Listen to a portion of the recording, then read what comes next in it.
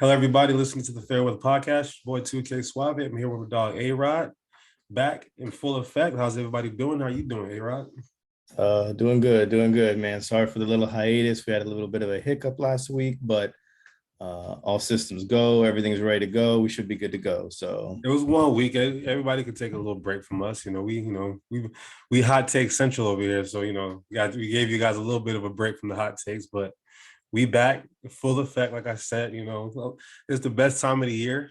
Basically, every sport is on right now. Basketball, football, baseball, soccer, all kinds of soccer, tennis, hockey, did I say that already? Badminton, cricket, every sport is on right now. So you're not right. the weather's getting a little bit better. You wake up in the morning, it feels good. We got a cold front on the way. It's about to be dope. Not lying there about all the sports being on at one time, even cricket. We have the most hot takes. That word on the street is we're auditioning for first take since Max Kellerman is not there no more. So I wouldn't want that job. I'm sorry. I would, man. I'd love to give it to Stephen A all day, man. I can't deal with the screaming.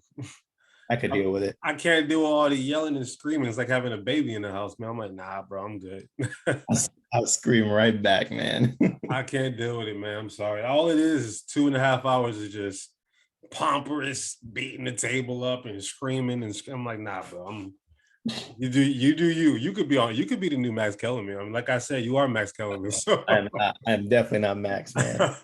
Let's give the rundown though. So we obviously didn't go over week 6, so we'll give a little bit of the Pickems in week 6. We'll discuss week 7, kind of get into week 8 a little bit about who's real, who's not in the NFL right now with the halfway point coming in. We'll talk about relax and panic with a couple of teams that are out there as well. Deshaun Watson keeps getting his name thrown out there. We'll bring him up. And then we need some time to vent. As you can see behind me, I'm not too happy right now. Everything I predicted is coming to fruition right now. So gotta say you were right. That's all I'm gonna say is you were right. I know my team better than they know themselves. So we'll wrap that up with the NFL talk, and then we'll go into, like KK said, all sports are going on. So we got an all sports podcast. NBA. We'll discuss first week.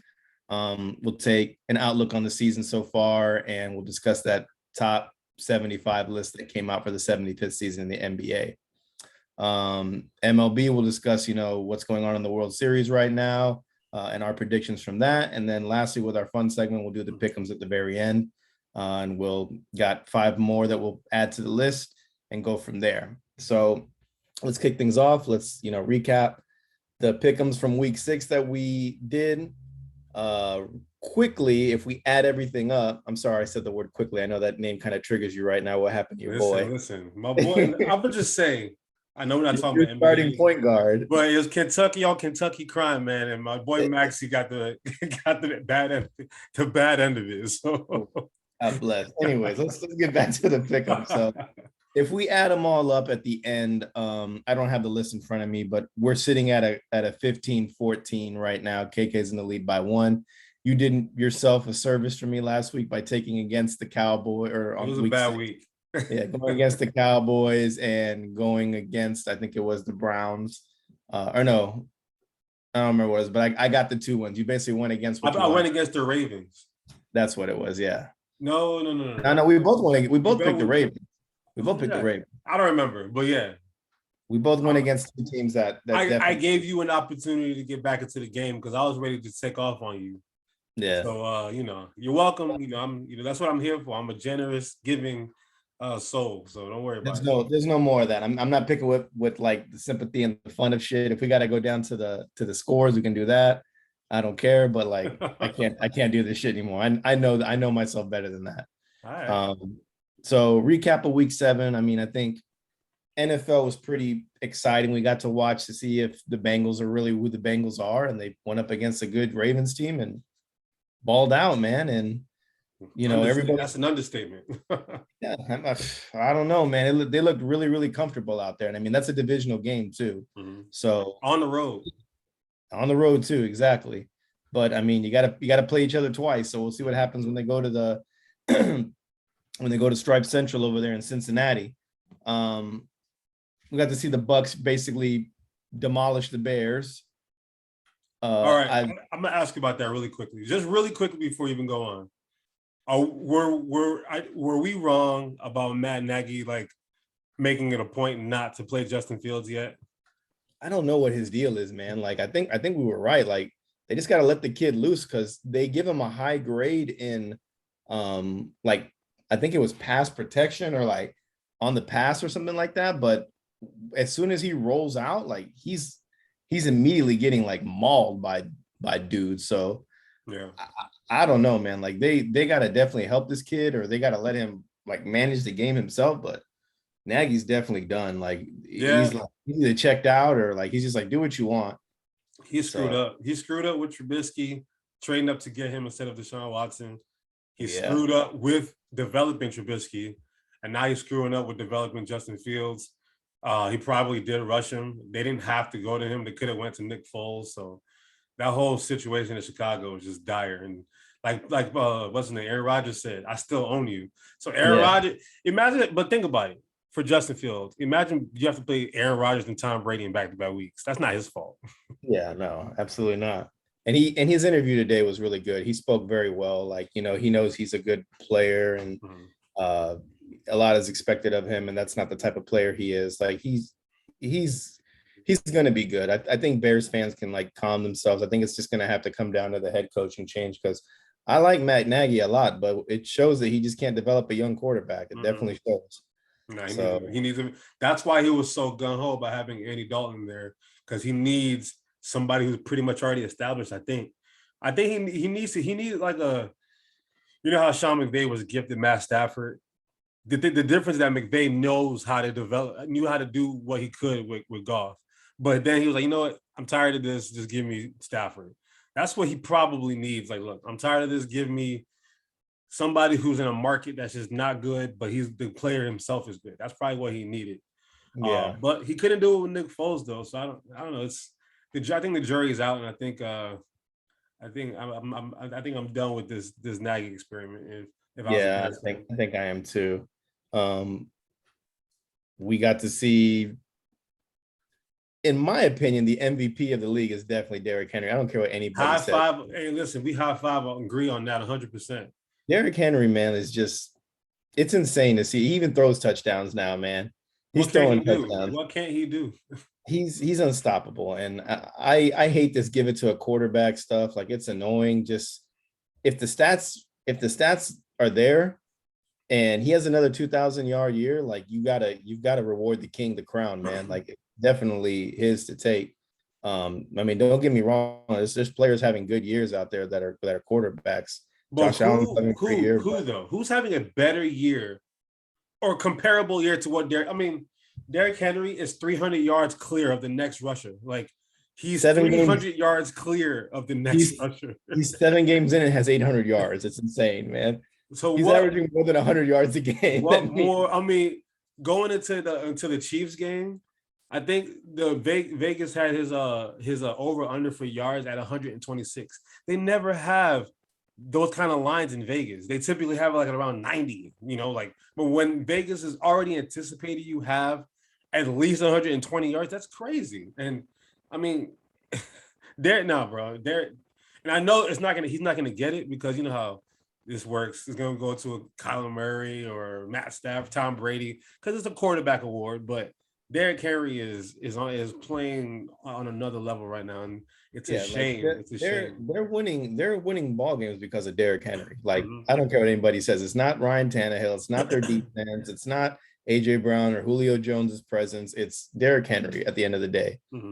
So, but I think we can jump into our next segment of stuff. Like we can go into the who's real and who's not. And we can start off with the Titans on that.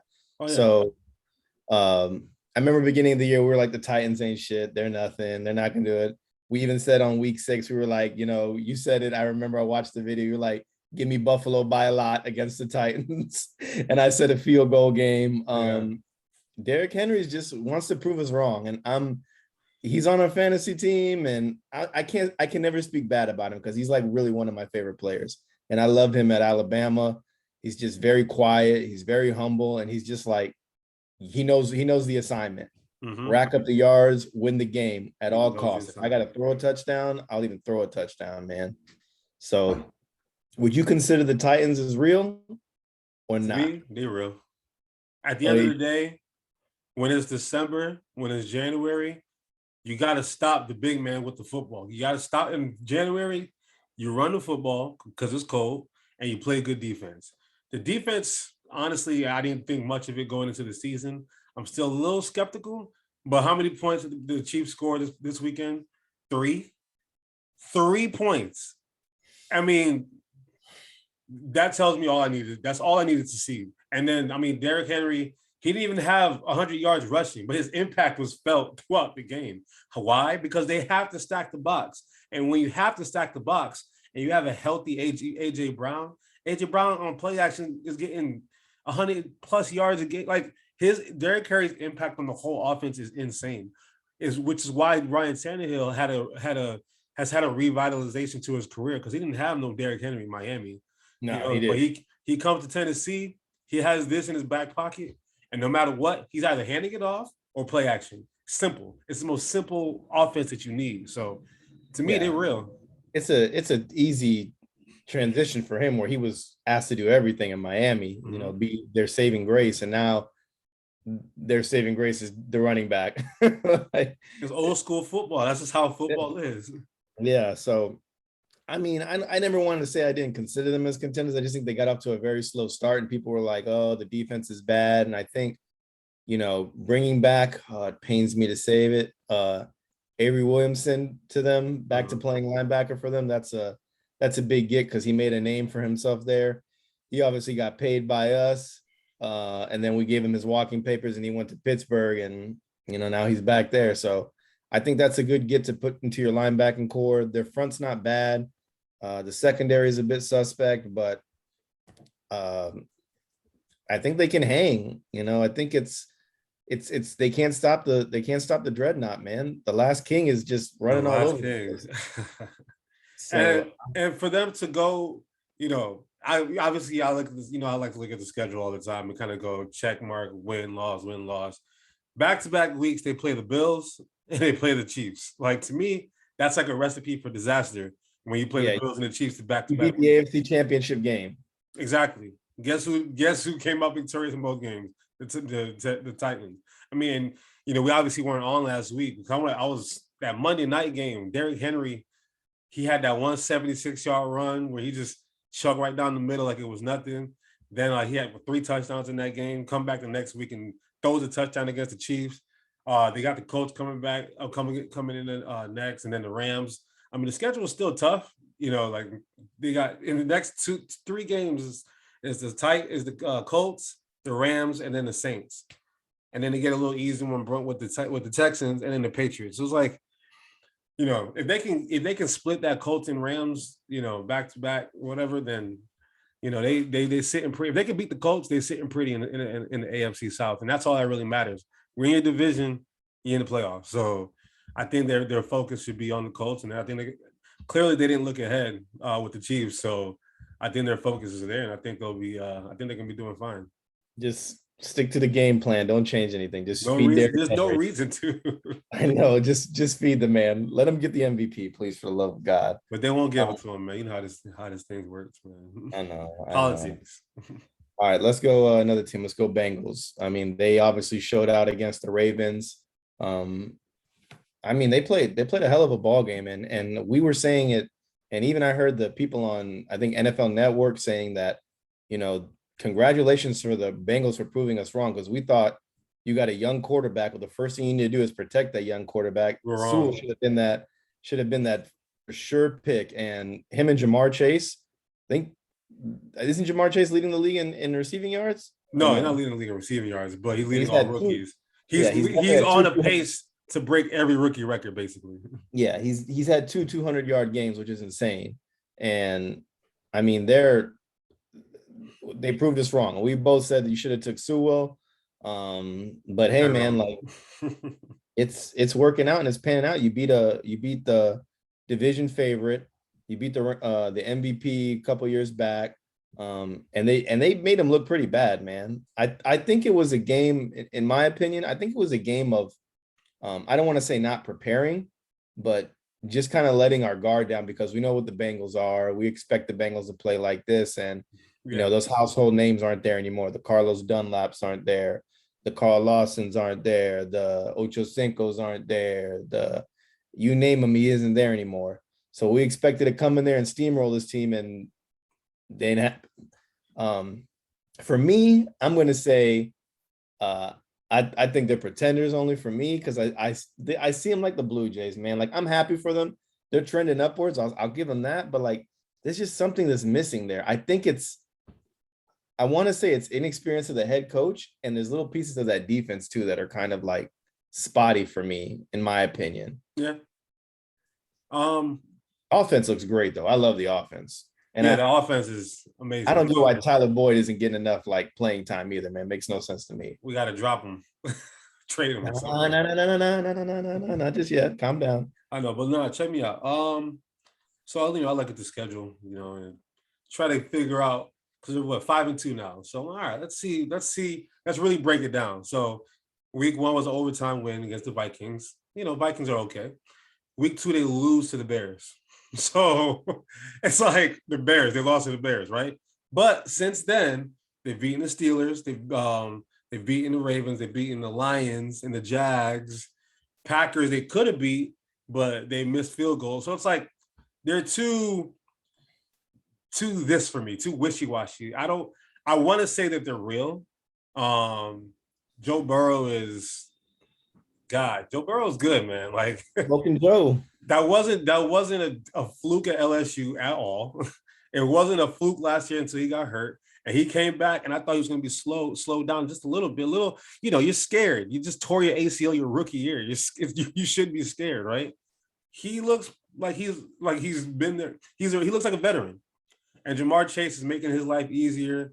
CJ Uzoma was crazy. He won me a fantasy this weekend. Joe Mixon he stays nicked up a lot, kind of like an Anthony Davis effect. They kind of just stay nicked up a little bit, but when they're on the court or on the field, they're producing. Man, Joe Mixon produces. The weapons are there.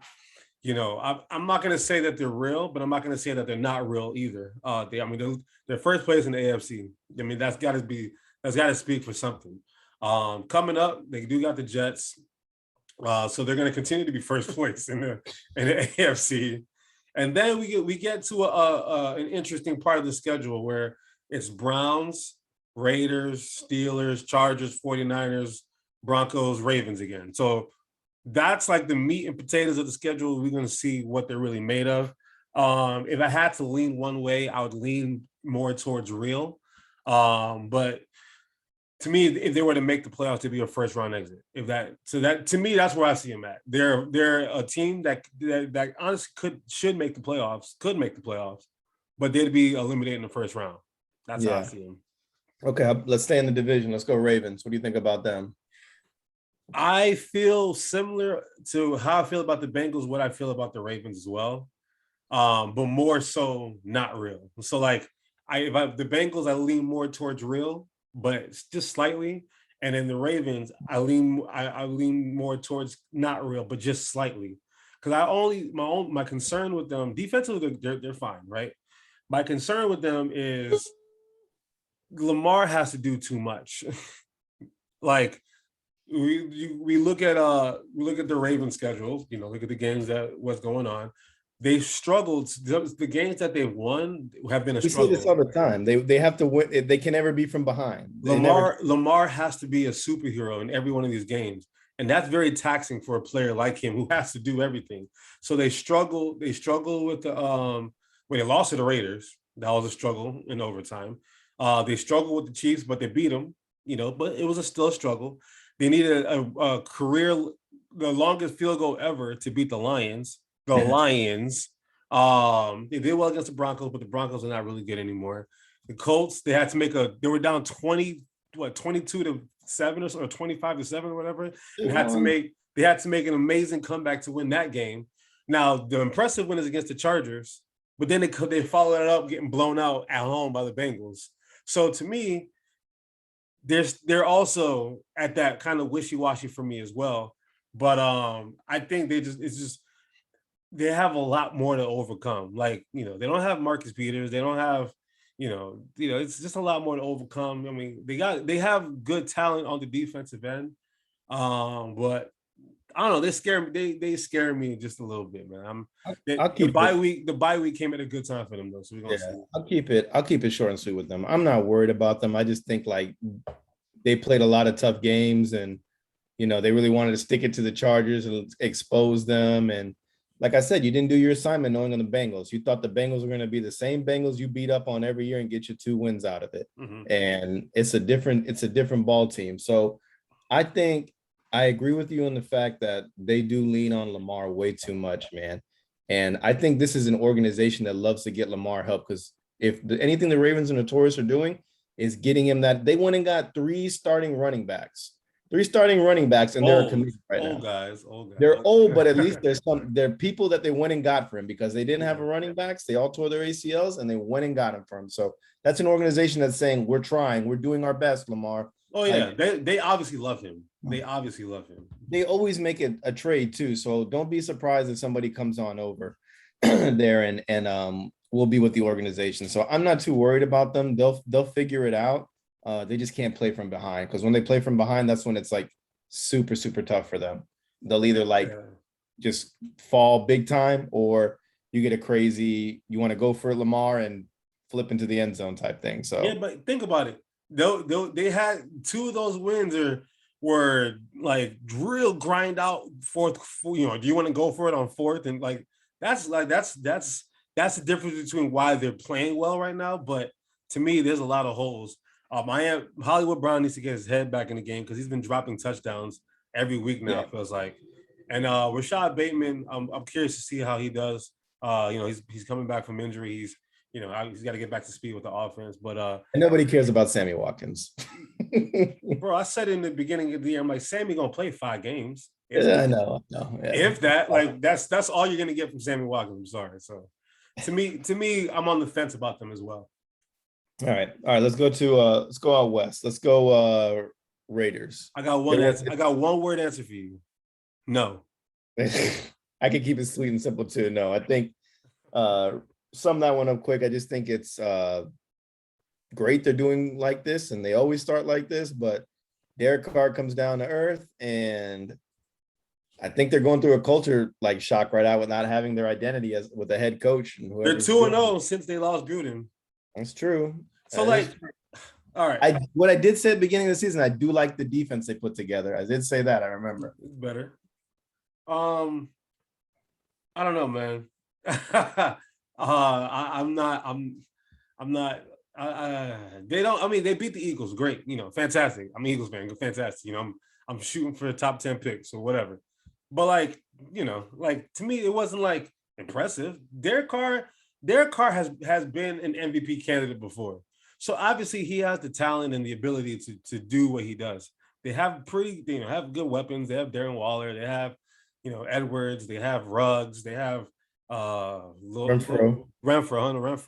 So the talent is there. It's just they don't blow me away. You know what I mean? And, they're boring. They're boring, man. Yeah, it's just I mean, and boring is good sometimes. You know what I'm saying? Like boring is not a bad thing. It's just I mean, like, they're on a bye week. They're gonna beat the Giants, and then they got the Chiefs, and the Chiefs are pissed off.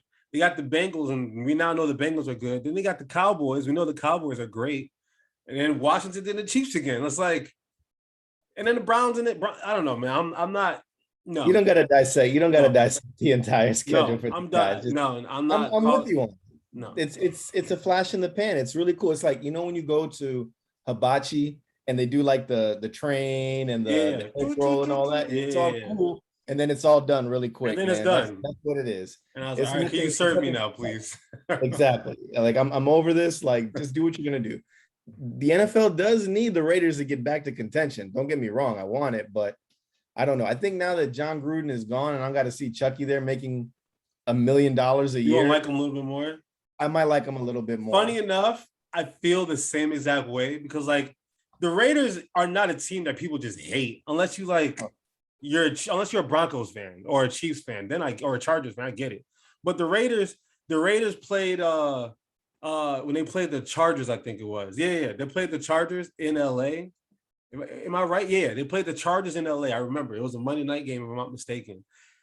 And there was more Raiders fans at a Chargers game. Like the Raiders are a fun team to cheer for. I always said if I went to Oakland, I'm going to Oakland to go watch a football game, and I'm going in all black with the spikes and everything. I'm going all the way in. Chucky just pissed me off, and now I'm happy that Chucky's gone. He's got a lot to deal with, but no, I wouldn't call them contenders though. So yeah. All right, let's stay in the division. Chargers. What you think about them? Yeah. Justin Herbert's gonna win an MVP one day. Yeah.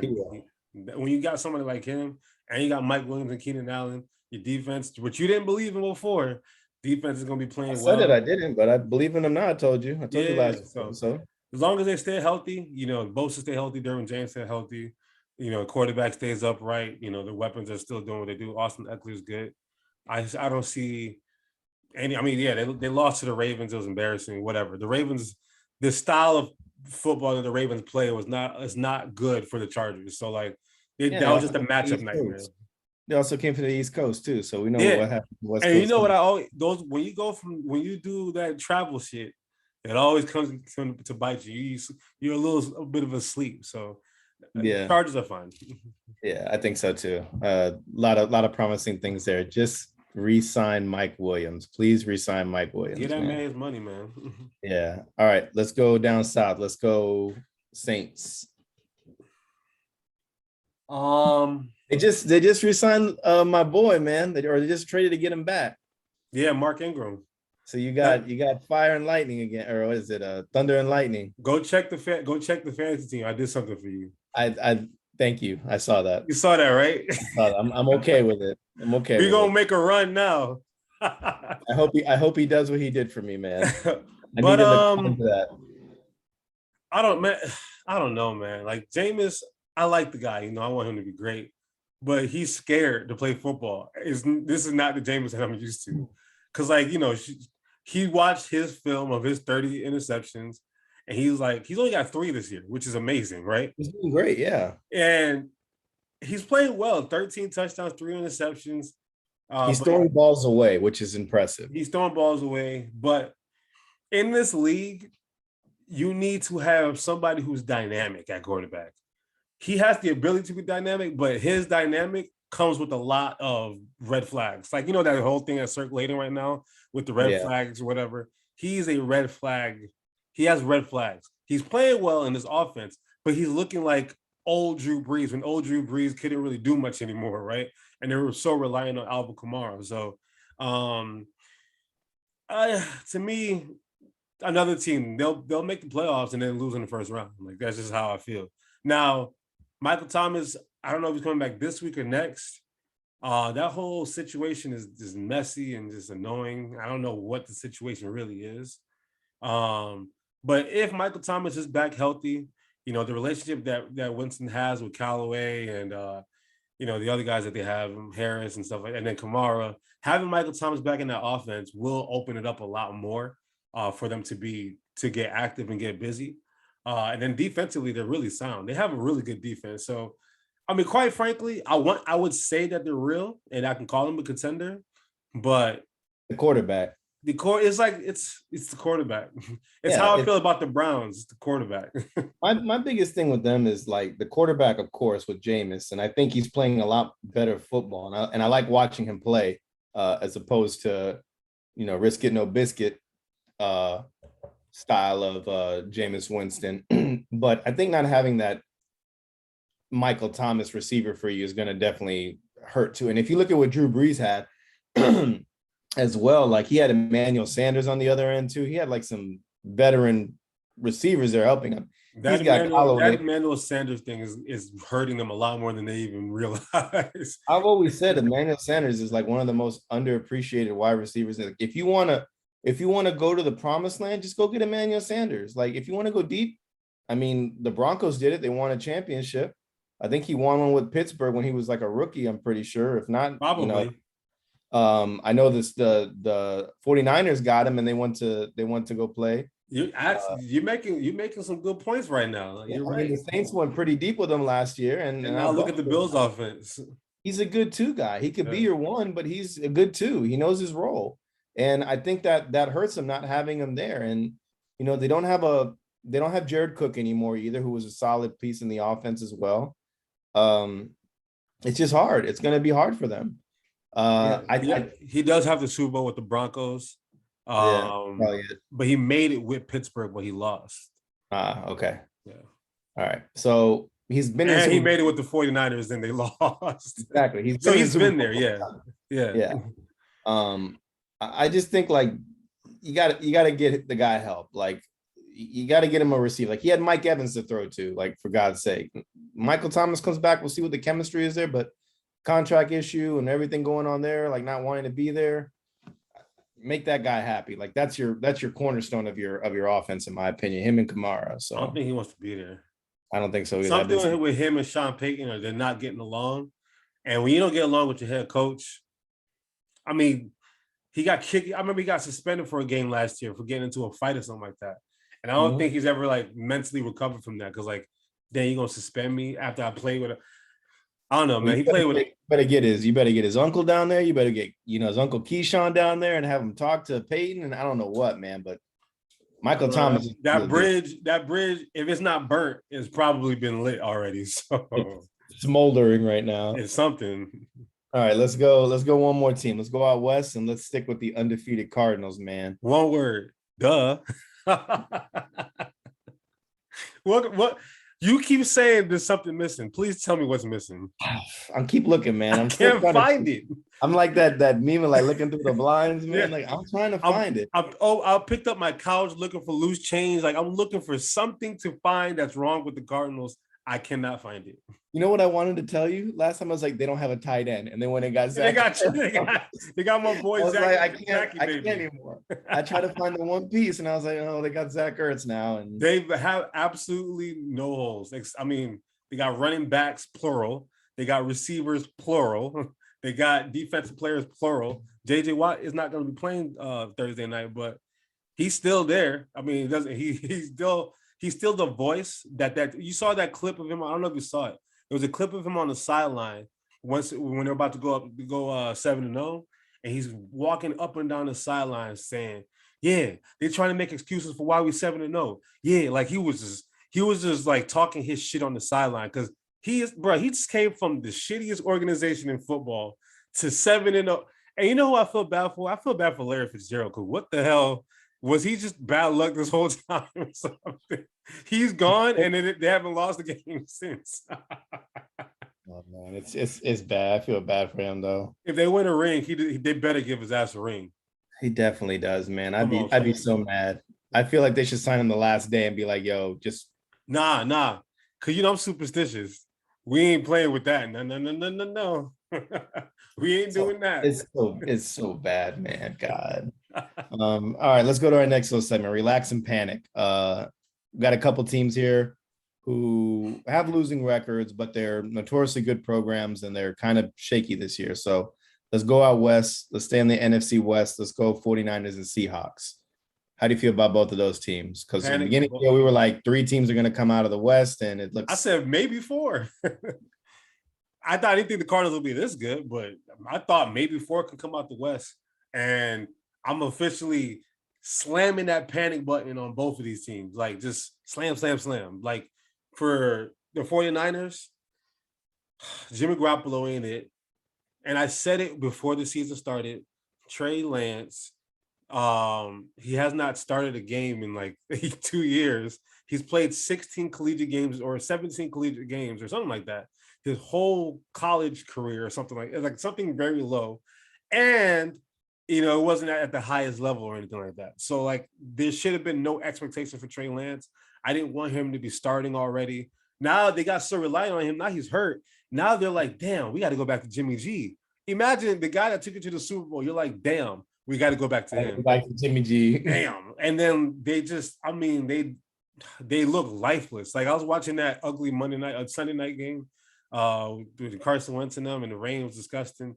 And I mean, I feel like they just the 49ers are just like, they look lost. They traded all their first round picks to go get Trey Lance.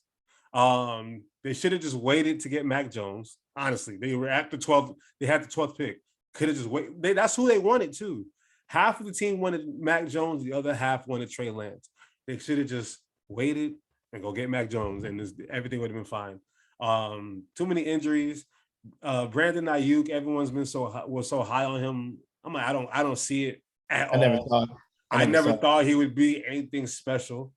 And then somebody's got to be on the hot seat. I don't know if it's Lynch or if it's Shanahan, but like, Lynch is not drafting well, and Shanahan is not, like, outside of that Super Bowl run.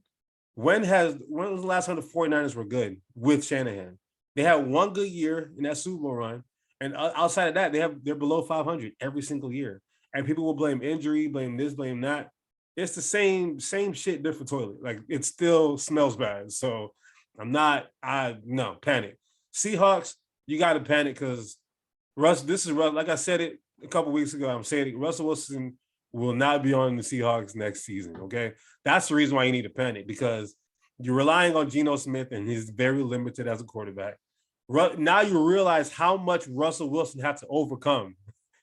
Jets fan. How much same thing I'm saying about Lamar, how Lamar has to do too much. Is the same thing that's going on with what was going on with Russell Wilson.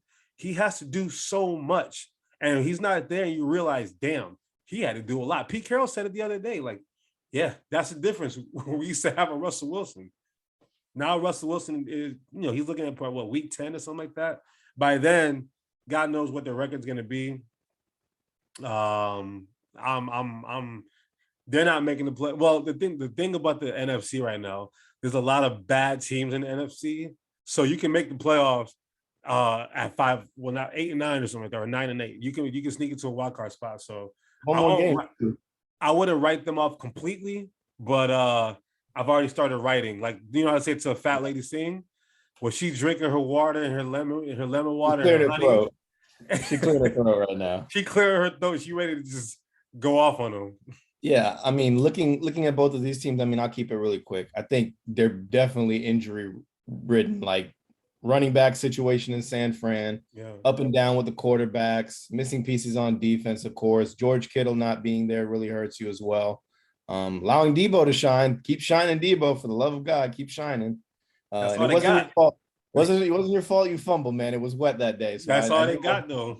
And then the Seahawks, of course, not having Russ, not having Carson. Pieces on the defense, of course, not there as well. And their play calling. Yeah, I think we're finally seeing time for Pete Carroll to just call it a year and go out in the sunset, man. I love Pete Carroll. He's one of my favorite head coaches. My man is 70. He's the oldest player or oldest coach in the league, and he's lost a pep in his step. I think once he retires, I think Russ will definitely be gone from that organization because their chemistry is like father-son type of thing. Good news is, though, week 9, Kittle should be back, and week 10, Russ should be back. So there's a bright side there, but I just think it's too late. The 49ers, they stay in games and then they find ways to lose them. It's I don't get organizations. The Seahawks don't do this. So the Seahawks know their focal points. They know the receivers are those two guys, Lockett and Metcalf. Mm-hmm. They know Geno Smith isn't going to take them to the promised land, and I'm sick of people trying to find ways to talk good about Geno Smith. I felt it was bad listening to Al Michaels and them talk about him the other night. I was like, God, like, even when they say good things about him, my ears begin to bleed. But even with the 49ers, they do this the most. Like, they try and trick you on like who's going to be good this week. Like, Trey Sermon can have a great preseason and you don't even see him touch the ball once. And I don't get that. Trey Lance, you went up to crisis. Exactly. Like, they're too scared to just say, you're the guy. We need you to do this. Or it's just everybody's giving up at practice and nobody's there for each other. And I think that's what's going on. I think the defense knows their assignment because the defense is pretty stout. But when it comes to the offense, is Trey our guy or is Jimmy our guy? Is Trey Sermon our guy or is the guy we took in the 7th round, Mitchell, our guy? Like, they got to find an identity of who's doing what, and use these guys the right way because there's a lot of talent there and it's just not being used. They've lost 4 in a row. My God, I didn't even realize. But Yeah, yeah. Well, a question for you, just really quickly, because the Seahawks and the 49ers both play on Halloween. 49ers get the Bears, and the Seahawks get the Jags. Who has a better chance of losing? the Jaguars. I mean, 49ers, I would say. So you think the Bears can beat the 49ers? Actually, no, because Mac's gonna go on IR. So if Mac's not there, that's your heart of the defense. I would say Urban went to Cleveland, did his thing. He's got his mojo back. He's got a Got it win. back. He could definitely get a win with Seattle. So here, I agree with you. So if and when the Jags somehow just beat the Seahawks as well, Russ has got to be sitting at home with his beautiful wife Sierra and his beautiful children. Like, what are we doing up here? That's why I said the Seahawks need to panic, because they're gonna find a way to lose to the Jags. I'm not predicting it. I'm just saying it. I think it might happen. And if they do, Russ is gonna be like, bro, there's nothing here for me anymore, bro. I gotta skedaddle and go play for the Saints and hope, hope Jameis Winston don't mind me taking his job. Yeah, exactly. All right, let's go to another division. Let's go to AFC North. Let's go with the Browns and the Steelers.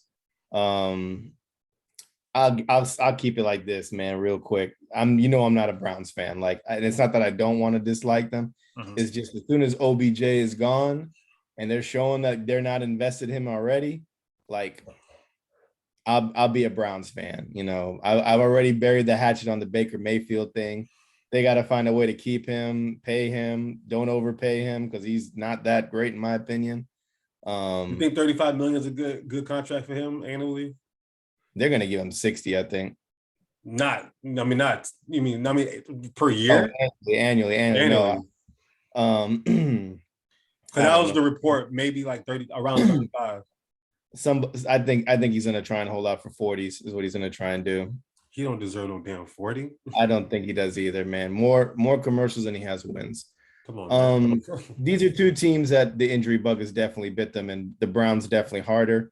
I think in the Steelers' case, Father Time is caught up with Big Ben, and you're gonna have to start looking another way. If they get rid of Mike Tomlin, that would be the most foolish thing I've ever heard. That's not happening. Don't worry. It's just Steelers. They're not gonna get rid of Mike Tomlin. I would think that would be just very, very poor on their end. I don't think it's going to happen either, but I'm just saying if it happened, that would be the worst move that they could do. All they need is just a quarterback that's competent, and it's not Mason Rudolph or whoever else is there. Just fresh start, get a guy in there. They're like a Rams situation. You're a quarterback away. Like, go get Aaron Rodgers, go get that guy and put him literally. In. That's all they need. Literally. But I mean, I'm panicking if I'm these teams right now because the Browns, there's so many injuries there. We already talked about their defense being exposed. And then you got two young teams that, I mean, the Ravens have always been the top of the pack there and they've been consistent, but we thought we were going to get a drop off and then they got better. They got way better. Not way better, but they got better to stay in competition. And you're looking at a team that last year went to the played against the Chiefs, and we thought that was going to be the AFC preview, and it wasn't. But injuries are nobody's fault. Like that's just inevitable, and that sucks. But is what it is. Yeah, like I'm panicking if I'm both teams because the Browns got to do a lot of digging to get out. Their defense has definitely been exposed, and the Steelers, one moment they're clicking, and the next moment they're just like you up and down. So they play each other this weekend, which is funny because. But I like Najee Harris. Of course you do. They play each other this weekend, so we'll find out more who needs to really panic after that game on Sunday. Baker. All comes down to Baker. Baker's got to play. Baker's got to play. Baker's definitely got to play. He said it's absolutely possible that he'll play, but Christian McCaffrey said the same thing a couple weeks ago, that it was absolutely possible he was going to play, and then they shut him down for 3 more weeks. So I don't ever believe the player. You trust the doctor on the situation. For me, I'm looking at it more from a long-term point of view. If I'm the Steelers, relax. You're fine. Like, Mike Tomlin still has never had a losing season. And I think this year, if anything, they probably go 9-8. and that may not be where they want to be. But to me, this is Ben Roethlisberger's last year anyway. So Has to be. Has to be. don't if your expectations are winning a Super Bowl this year, it's not going to happen. Then you panic. But I think the Steelers have enough common sense to know Big Ben is old and it's over. Like this, there's nothing left in the tank. There's nothing left in his arm, and their offensive line still can't protect him. So a 40-year-old quarterback who has nothing left is basically, out of the league. So to me, if you look at the long term, like, all right, we got to figure out our quarterback situation. I saw Mike Tomlin and Aaron Rodgers winking at each other. Go get you an Aaron Rodgers and you're winning. You're in the Super Bowl next year. It's literally that simple. Go get Aaron Rodgers and you're in the Super Bowl the very next year. Like Tom Brady versus Aaron Rodgers, whatever you want to say. For the Browns, I said it before. The Browns were my pick to make it to the Super Bowl. So obviously I got egg on my face right now and I'm eating crow, but whatever. They're 4-3. They're not terrible. I want to give a huge shout out to Dearness Johnson, USF's own, balled the hell out on Thursday Night Football in one of the most boring games I've ever watched. But Dearness Johnson got shouted out by King James. He put on for the USF Bulls, and then after that USF gets our first FBS victory in like 2 years, a couple of days later. So to me, the Browns are going to be, I would say, relaxed for the Browns as well, because they just got to get healthy. At the end of the day, they just got to get healthy. But they just proved their offensive line is so damn good. They take somebody who was begging for a job, and Dearness Johnson, they give him an opportunity. He has 130 yards and a touchdown. That's, when your offensive line is good and your defensive line is good, you will be fine. It's literally that simple. Like, you will be fine. They made the Broncos look like JV team. All they need is for their running back situation to be healthy. And then Baker to just don't let Baker do too much. Yeah, I agree. Ike, turn around, hand the ball off. Just like we said with the Titans, they understand the assignment. Hike, hand the ball off, and if not, play action. Chubb is nasty. It's simple. It's simple. They got to keep Landry and OBJ upright. They probably should trade OBJ and just get that out of the locker room. I would agree with you. Like, Jones looks great. Jarvis Landry. No, I'm talking Peoples-Jones. Peoples-Jones. I heard Julio Jones. My bad. Yeah, Peoples-Jones, go blue, by the way, in Michigan. Yeah, he's great. He's fine. Like, he's already understanding the offense. He's good. But yeah, trade OBJ, get you a 4th round pick. Somebody, I don't get the Packers or something could use him. I don't know, but or LA, whatever. I don't care. But yeah, probably get him out of the locker room. But I would say relax if you're a Browns fan. Just, it's whatever. Let's go one last team. Team has been in the Super Bowl past 2 years. Kansas City Chiefs, man. Yeah. So you remember what I said back on March 18th, 2021? No. What I said, remember, I posted, it was me, you, and Pless. And I asked the question. I said, is it possible? Is this a hot take that the Chiefs never win a Super Bowl again? Right. And my reasoning for that was Travis Kelce's in his 30s. Tyreek Hill's the only wide receiver that they have that's worth anything. And their running back situation is nothing. With Clyde, with CEH not there, it's absolutely nothing. So, and their offensive line is still shaky. It wasn't completely fixed. And Patrick Mahomes, defense is. I'll get to the defense. And the same thing I'm saying about Russ, the same thing I'm saying about Lamar, it's the same thing I'm saying about Mahomes. He has to overcome so much. Remember when they won that Super Bowl? They were down 24-0 against the Texans. They were down like 21-0 or 3 against the Titans. Like, he's had to overcome so much of that to make that team successful. And it's going to get to a point in which that defense cannot stop a nosebleed, like, at all. Like, you can go get the Little Giants from the movie The Little Giants back in the 90s, and they can go score a touchdown on these Chiefs. So to me, I would say panic, but at least you have Patrick Mahomes. Yeah. At the end of the day, he gives you a chance, but he can't play defense too. He can't go stop you know, Derrick Henry for throwing a touchdown. You can't stop that. So Yeah, panic, but at least you got Mahomes. and you got to protect him too, man. That shot he took to the face Oh was, yeah, yeah. you got to protect your guy. I know he's a warrior and he's going to get back up and play, but I mean, if you look at the team, there's one focal point on offense and it's Patrick Mahomes, and there's one focal point on defense and it's Tyrann Mathieu, and like those two guys can't do it. You can't do it all, bro. It's But I'll tell you right now, like I'm saying panic too.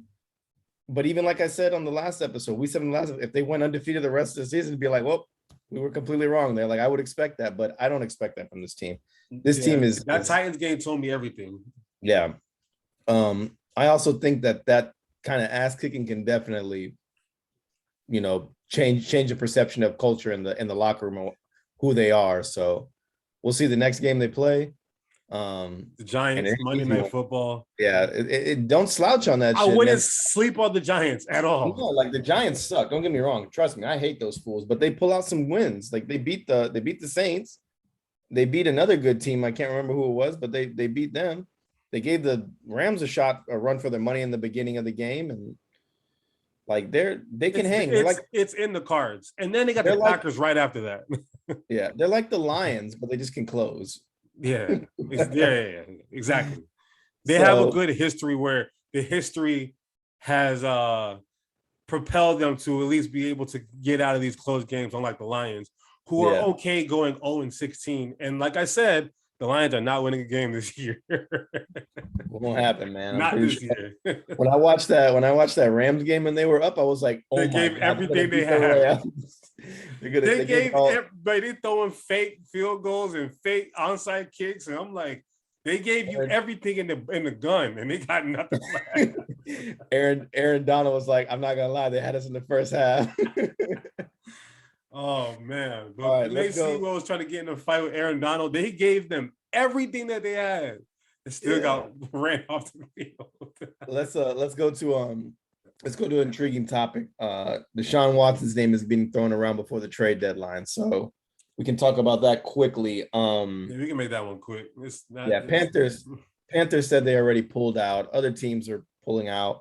It looks like the Dolphins are the only ones that want it, and they just want to check his history of like when he's going to be able to play and all of that, his allegations, his charges. They want to see all of that before they pull the trigger on it.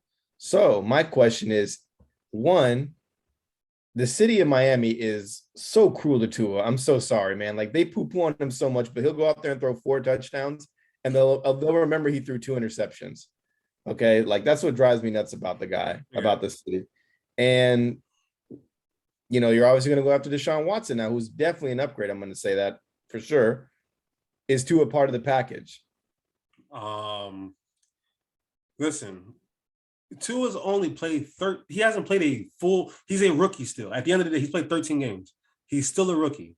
He started last year coming off of a bad hip injury, right? And mustered up enough what he could to get that team a winning record. Obviously with the help of Fitzpatrick, but they got that team a winning record. I think it was 10-6 last year, right? This year, he suffers another. Now, the problem obviously is the injury history. He continues to get hurt, right? So that's obviously something to be concerned about. But we're talking about a guy who rookie years was coming off of a hip, and now he's coming off of a broken ribs. And he's played fine since he came back. He's played fine. And I like, again, it's a guy that I like. He's a good guy, and I feel bad for him. But, if you can get Deshaun Watson, you go get Deshaun Watson. However, I don't know if Houston would even want Tua back. This is not a really good year for the draft for quarterbacks. Honestly, there's not anybody who's like, wow, all right, we got something here, right? So, they might run it back with Tyrod Taylor next year or David Mills again or something. Tua's been linked to possibly 3-team deal with Washington. I don't know, but I wouldn't. If I'm Tua's agent, I'm praying as hard as I can. Please do not put this kid in Houston. Like that is a situation that I would not wish on that kid to be in. Same thing with Washington. I would. Yeah, with everything going on in Washington, probably wouldn't want him there either. But at least he got that defense. Defense is not even playing well in Washington this year, so I probably wouldn't want to go to Washington either. I don't know. Right now, Tua's in like in a very weird part of his career, and he's only 23 years old. And he's already having to deal with all this adversity and animosity. Today, he said, "I feel like I'm not wanted." And when a quarterback is saying that at 23 years old, that means his mental is not right, and he's still going out on Sundays and giving you everything that he has. I don't know where he's going to end up. I don't know what's going to happen. But to me, the bigger thing on this story is, what is the NFL going to do with Deshaun Watson? I mean, what do you think? Historically, you got Antonio Brown dealt with his situation. You had Ben Roethlisberger had his situation. He received a suspension as well. Antonio Brown received a suspension as well. So I mean, what do you think? What do you think is going to happen? Like, not even legally off the field, but what do you think Goodell should do with Deshaun Watson? I mean, all you fools that are picking up Deshaun Watson in fantasy right now, he ain't gonna play. I seen it. He ain't gonna play, man. I think you got to suspend the guy. Like, you got to uphold that. Like, he has to be suspended. And to the Dolphins, that's gonna suck, because I bet you Tua is going to be part of that package when it goes. There's no reason to keep Tua around just to be holding the pigskin for Deshaun Watson. Absolutely not. Yeah, I'd be pissed. There's too much talent there, man. Yeah. And I'm feeling so bad for Tua right now in all of this. But the Dolphins are going to be without a quarterback for a year. It's going to be the Jacoby Brissett era after that. And hopefully they right the ship with it, but he's not playing this year. And if Goodell, Goodell has got a lot of shit on his plate right now with the John Gruden issue, with the Snyder issue right now, the emails to the football team. Like, Goodell probably like can't have a meal. Like, he's probably eating like McDonald's every day because he can't have like a nice meal right now. Because he can get Chick-fil-A. Yeah, he can probably get Chick-fil-A. But like, he's nonstop with the phone of shit going on. So the Deshaun Watson thing, if I'm him, I'm just like, he's suspended for the season, and we'll see what happens at the beginning of the next and go from there. But it's only right. If the Texans aren't allowing him to play, which is like a dick move, well, that was more mutual, because he didn't want to be there. Yeah. He didn't want to be there anyway. So it works out in the Texans' favor that he's not playing, because he doesn't want to be there anyway. Well, it works out because he's getting paid. He's getting paid. He's getting paid. So to like from an optic standpoint, let's say I'm a woman, right? Or as a man who cares about women, from an optical standpoint. Yeah, he hasn't really been charged with anything, but when you got 22 people saying something about you, if it walks like a duck and it talks like a duck, it ain't a damn chicken. So exactly. There's something there. And even if you want to call it conduct detrimental, call it the kind of whatever you want to call it, he's getting paid, right? You gotta give him a 4-game, 6-game suspension at least. Yeah, let's not get too deep into the politics, because like we said it already, the NFL is like way, way, way behind on a lot of stuff, and they don't know how to like maneuver things. It'll be like, calling a woman a hussy is great nowadays. We can do that, like, come on, like. But at least you can see that finally after, and I feel like a lot of it, George Floyd was like the sacrificial lamb for a lot of like movement that's happening right now. But in the last year, you can see they're trying so hard to move in the right direction of like, ousting people in the front offices who have these issues. So, man. Yeah, I hope so. But Snyder's still there, man. Snyder's still like floating around. Like, I know his wife is running, but I guarantee he's like, don't trade him. I mean, from an optic standpoint, Snyder's not the guy, is not the head of the team. So the NFL can't do anything about that. You know what I mean? Like, and they sleep in the same bed. And in the NFL, the difference is that the commissioners are the one that run the league. Like, Roger Goodell works for the owners. I mean, that's what it is. So like, he can't tell the owners nothing. He can't tell them squat. Oh no, I know that. Like, there's got to be something to change on that too, man. I think it's all crazy. Is it also weird that I think that Mark Davis wants the emails from the Washington Football League? Like, I just think that's very weird. Like, I feel like he's just trying to like cover up his stupid haircut and the fact that he's a pretty shitty person too. Probably, but he's probably, what it is though. He's probably he's if I'm gonna go down, I'm taking everybody. He's trying to take everybody down with him, because Gruden, they fired their coach in October when they've had this email since June, apparently. Like, he's like, bro, why y'all wait to the middle of the season that we're doing well in to get rid of my head coach? I want everybody to go down. Every single body, everybody got to go down. When he tells it, he better rip that stupid mop top toupee thing he's got off and twirl it around, man. That's what I want to see. Everybody about to get this one. F that. All right, let's touch on the midseason woes really quick. All I'm gonna say about that is my background, Are we gonna vent about our teams real quick? Yeah, there it is. And everything that I said, I predicted. Like I told you they were gonna kill Wilson. He's dead already. Enter the Mike White era. I hope he balls out. I hope he becomes the next, second coming of Peyton Manning, and we just didn't know it. But Rex Ryan didn't have any nice words for us the other day. He said that the coaching staff looks lost. The team doesn't have any identity. And that hurts to hear Rex Ryan say that because he loves the Jets, man. He ain't the only one that said that. Rich Eisen, Jet fan. Greeny, Jet fan. All the big time Jet fans. It kills me to see Sexy Rexy say that, man, because he's always been like, they're moving in the right direction. They're doing right things, but this team is not. It doesn't have an identity. They don't care. And I hope, man, I hope they're not setting up Saleh to fail, because I think he's the right answer and he's a good head coach. It's just a cursed team. And everything that I said, I predicted they're not going to be good. They're going to get one win. If they win another game, like, I will be shocked. But stick to the assignment, keep losing. Just don't kill Mike White. Like, I don't want Joe Flacco coming in there anymore. So I'm going to give you, to spin off really quickly off of your Jet stuff, really quickly. Mike White, former USF player. He started off his career with Bulls. So we got a USF player starting at quarterback this Sunday. That I'm so happy. Who would have thought of all the starting quarterbacks that we've had in USF history, the first one would be Mike White, not BJ Daniels, not Matt Grothe, not none of those guys, not Quentin Flowers. So I think that's kind of funny. But second of all, I love Robert Saleh, but I think they might yank him quick. I think they might yank him quick. Why? Why? Because we live in an era of football where they want the quarterback and the coach to be like in unison together. So they basically want McVay's, LaFleur's, those young guys that can just groom a quarterback and kind of speak the same language.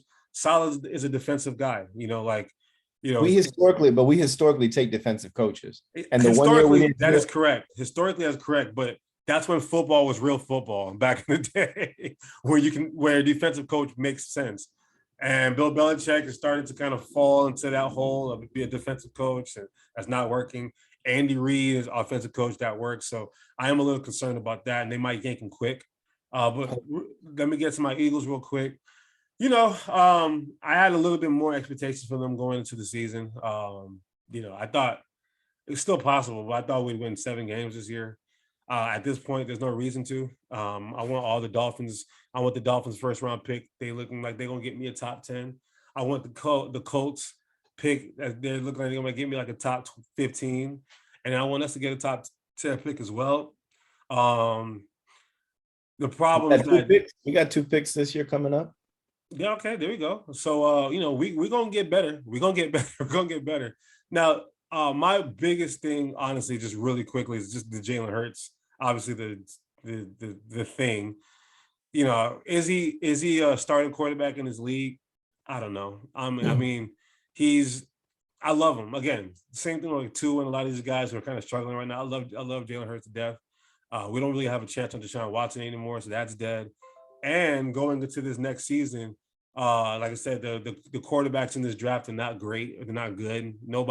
I'd still take Jalen Hurts over everybody who's coming out of college this year. So at this point, we're kind of stuck with Jalen Hurts, in my opinion. And then we have Gardner. We gave you back Joe Flacco. You're welcome. So we got Gardner Minshew as a backup. I would say first half of the season, Jalen Hurts, and then if we keep losing, just throw Gardner, see what we got in Gardner Minshew for like 3 or 4 games, and kind of just lick our wounds and take our 3 first-round picks into next year. So you will address that man as Uncle Rico, okay? Uncle Rico on your team. That's what we're doing. And it's just not a fun season. And like I never look forward to football, so I'm not even gonna lie. Like I've never been happy about anything about football. As soon as Jamal Adams left, I was like, that's it. I'm done. Hang him up. Yeah, Ain't gonna get better. it's definitely not. I can only imagine being a Jets fan, by the way. Like If you want me happy, you better you better find a way the Lions win 2 games, man. Because I want that dude from Oregon. That's all I want. That will make me so happy. That's all I want. Y'all got a chance. Y'all definitely got a good chance to get him. But the Lions deserve him more. unless Mike White has something we don't know about, man, which I would hope he does, but I'm sure he doesn't. I don't know. And that's just the Jets for you. Like how you start a quarterback, Zach Wilson, and you don't have a veteran behind him already. Like, well, who has a rookie or a sophomore quarterback and not have at least a veteran presence in the locker room? Like, why do you think the Patriots kept what's his name, Brian Hoyer? Obviously, because they needed a veteran in the locker room. Like, don't be dumb. Have a veteran, bro. To me, that was a terrible decision. Yeah, that's why they went and got the Broncos went and got Teddy Bridgewater. Yeah, they probably want Drew Lock to be the guy, but Drew Lock probably not ready. Go get you a veteran. Like that's just to me, that was negligence on the Jets' part. Oh yeah, they suck. Don't worry about it. All right, let's go to the NBA, man. Let's talk some basketball. Let's just talk open dialogue. We'll get off the script. First week is in. Some good basketball games, I think. Very good basketball games, actually. It's been a good season so far. Nothing makes me happier than watching New York's other team lose. I love watching them lose. And Kyrie keep going cuckoo, bro. Get crazier and crazier. I want him to keep losing, man. So, but yo, my team, boy. Whew, I've never been more happier as a Knicks fan. I'm gonna let you know that right now. I told you last year, I was like, I need to see some stuff. And the way they're moving right now, I know they played the Magic.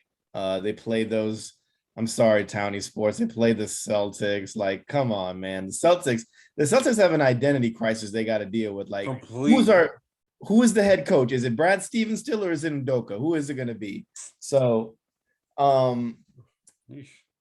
they beat the Sixers, man. Like, listen. Before you even say anything, Joel Embiid. I feel like Stephen A. right now. That's how I feel right now. Joel Embiid was hurt. We don't got our other best player. We're a bunch of just things running around. We're hurt. I don't know, man. Whatever. But all I'm gonna say really quick before you say anything about your team is you're gonna get another star. You're gonna get one. I know you're gonna get one. I know it's coming. I was gonna say with your team, the NBA is in a good place when the Knicks are doing well. When the Knicks, the Lakers, those the Bostons. I love seeing Melo in yellow and purple too. Oh man, it feels so right. My man doing some things this year. He's just jerseys coming in already too. He just passed Moses Malone, 9th on the overall list in scoring. So, but yeah, the league's in a good place when New York doing well. With Philly, obviously we can talk about Ben Simmons real quick. I mean, I think, he's using. Listen, I take mental health. It's a cop out.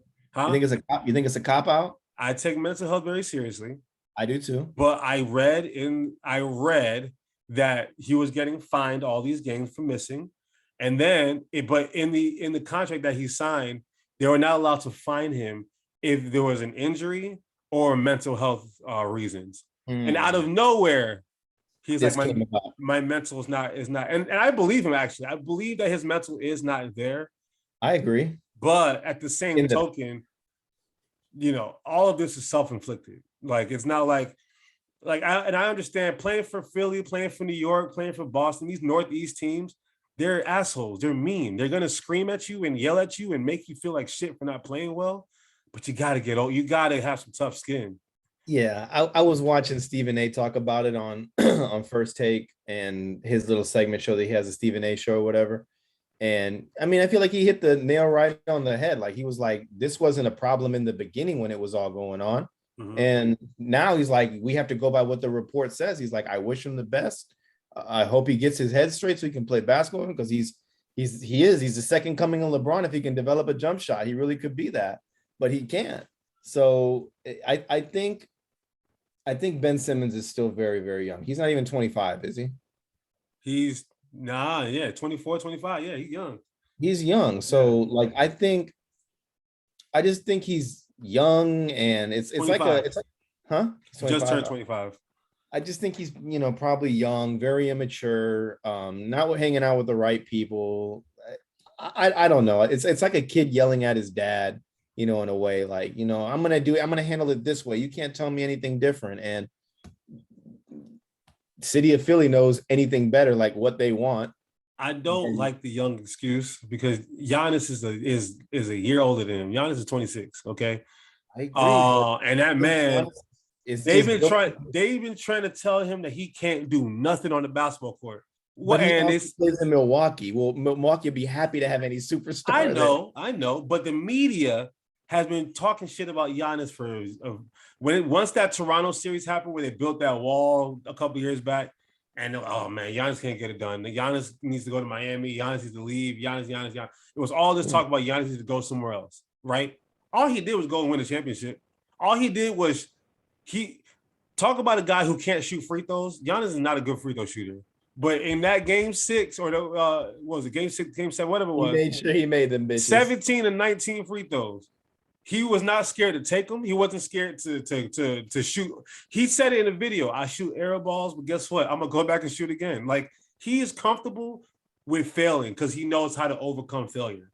Ben Simmons is not comfortable with failure. He needs everything to be rosy and peachy and beautiful, and he needs to be coddled. And Honestly, I think he's very immature. That's not going to happen in Philadelphia. I'm sorry. You're not going to be coddled. Doc Rivers is not going to coddle you. I'm sorry. Daryl Morey is not going to coddle you. The city of Philadelphia is definitely not going to allow coddling on the court. And we've been trying to coddle him for so many years, but to me, enough is enough. 3J McCollum, Damian Lillard, Bradley Beal. Give me one of them, man. Somebody's going to come. Give me one of them. Send them to Sacramento. Let me get them guys over there. You don't want any of that shit, man. I don't want what's his name? What's that fast dude's name? De'Aaron Fox. De'Aaron Fox. You don't think I want De'Aaron Fox on that team? Give me De'Aaron Fox and Buddy Hield. De'Aaron Fox, Buddy Hield, and the roster that we have right now, we straight. If the Knicks even pick up that phone, I'm be so mad at Leon Rose, man. You have no idea. Ben? I don't Knicks want Ben Simmons. I'm just saying, if they entertain that shit, man. The Knicks have common sense. Nah. They do now. They haven't in the past, okay? They haven't. But now you trust your front office again, right? And Kemba Walker, oh man, bro. Kemba Walker, all I said is he needed to come home. Kemba needed to come home, and he looks good. He looks right. Listen, I'm proud. Look, Obi Toppin looking like he can play now. I'm like, all right, bro. I'm sitting. I was watching the first quarter and a half yesterday, and then I couldn't stomach it no more. But I was like, damn, man, this Knicks team, they play that. What do you know what it is? It's Thibodeau, bro. They play hard. At the end of the day, he's gonna run. They gonna play hard 82 games. That's what's going to. If you can't keep up with their effort, you're gonna get your ass blown off the court. That is time to Thibodeau basketball. So I'll give it to him for that. All right. But what about the West Coast? There's some shit going on in the West Coast too. I mean, it's the Lakers are gonna win it, man. The Lakers are gonna go. We sure? I'm sure. I just think that Russ needed his little vow of confidence. We got to see him and AD shine together yesterday. No LeBron. Ball, bro. They ball. They just gotta. They have fun. They're like the uncles at the barbecue that are having a lot of fun together, man. Call us old, but we still gonna mash your ass. Don't even sweat that. LA is fine. I honestly think Phoenix is gonna come crashing down to earth this year. I think. I don't think the brakes off of the Lakers the other night the night that Dwight Howard and AD almost got into those little fisticuffs. They keep the brakes off of them. I think Phoenix isn't going to be like number 1, number 2. I think they'll be like 3 or 4 this year. And that's not crashing down to earth. Yeah, but like they were. It's the West. That's hard to do. Yeah, it is hard. I don't know. It's just going to be a lot of shakeup. But there's a whole lot of new teams now out there now. So you know who I got winning MVP this year? Steph Curry. Yo, Golden State. I said that last year too, man. See Golden State, man. Listen, man. they they don't got Clay yet. They don't got Wiseman yet. But I wouldn't pick them to win the finals this year, but I will say Steph Curry going for that MVP. I don't think I think the only person that can get in his way is Kevin Durant because Kyrie Irving's not there. Other than that, this man is hungry, bro. He's hungry. I also think Wiggins is playing for his starting spot right now. He's playing out his mind. I guess what's gonna happen. They're gonna trade his ass when Clay is ready to come back. Why? Because they got what's his name from Jordan Poole, who could play guard. They got Jordan his Poole. Brother-in-law too. They got what's his name? Oh, the other light-skinned cat. Same to me. Everybody on the team. All the light-skinned cats, they got them all. They don't really need Wiggins, bro. Wiggins is playing for another team by come February. I agree, man. I feel bad for him because I always liked him. I just feel like he's vanilla yogurt. He's just vanilla yogurt, bro. I can't stand Wiggins, man. I got no beef for them, but you cannot not fight that. He's vanilla yogurt. Like he's like okay, but he's just like not great. Yeah, he's good. I mean, keep in mind he was a first overall pick in the NBA draft, and LeBron got back to Cleveland and said, "Nah, bro, I don't. Nah, send that man away, bro." Yeah, he said, "Give me Kevin Love. Let me get that K Love." Oh man, damn, the Lakers got 70 points in the first half. Sheesh, you might be right. Let's stick NBA. Let's go that 75 list. Okay. I mean, I like the list. I mean, there's very few things on there I would change. The one biggest one for me, I think, is you got to put Dwight Howard on there. I'm sorry. And I get where they kind of like didn't want to put him on. Wait. Where do you? I don't see why. I don't get it at all. I think that was the biggest, most glaring hole on that list because what he did in Orlando in the last 30 years, as far as not 30, the last 20 years, as far as centers, no. In the last 15 years, as far as center, because the game has changed. Yeah. Dwight Howard is the last true center that the league has had. So he belongs in that class of some of the great centers that we've had in his history. I just think like he came crashing down to earth like when he left there, and that resonates with people and they're voting with that. But you can't take away the two-time defensive player of the year. Three time. I'm sorry, 3-time. The defensive first teams, the all-stars, he didn't win MVP, but he was definitely thrown in there. He's been to the finals. He's definitely won a championship now as a reserve. But he was an integral part of that team as a reserve, though. Like he was a key reserve that they knew. But Dwight's the real deal. That's the one big one that didn't stick out. I mean, Stephen A was saying Klay Thompson, and don't get me wrong, Klay Thompson is definitely a great shooter, but he ain't a better shooter than Ray Allen. I'm sorry. Yes, he is. I don't think he is. I think he's the second greatest shooter of all time, maybe third behind Reggie Miller. Regardless, like his resume outside of being a good shooter and good defender, like they don't translate. He's not on any All NBA teams, I don't think. I mean, he's been an all-star. He's a 3-time champ. I mean, he's a 3-time champ, but he has no act. He has nothing to be. I'm not taking away from who he is. Is he in top 100? Absolutely, he is. But top 75, I wouldn't put him there. He's been on All NBA third team twice. Okay, third. All crazy enough, as great as a defender he is, he's only been on one All NBA team, defensive team. That was second team. I mean, you're right. If you look at the accolades, he doesn't have the cachet as far as accolades. We're just spoiled because we get to see him now. Yeah. Well, a big perk tried to say Bill Walton shouldn't be on that list, and I was like, yo, man, Bill Walton played with some really bad Blazers teams. I know I didn't get to see that, but even when he did win a championship with the Blazers and they went younger and they sent him to Boston, like he was still dominant. Bill Walton, sixth man of the year kind of player. Yeah, and he won, like I think he was defensive player of the year 2 times or 1 time. I'll tell you.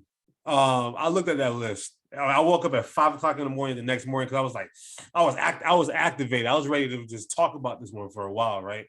There was like 3 or 4 old guys on that list that could not hold a candle to any of these players that are playing right now. Like, I think they got in on based on their, like a lot of these Boston Celtics players, Townie They Sports, paved the way. They paved the way for people. there was like they put hella Boston Celtics players on there. Some of them won all those championships because they were there. Bill Russell was there, and Bob Cousy was there, and all those guys were there. But like to me, a lot of those guys don't deserve it.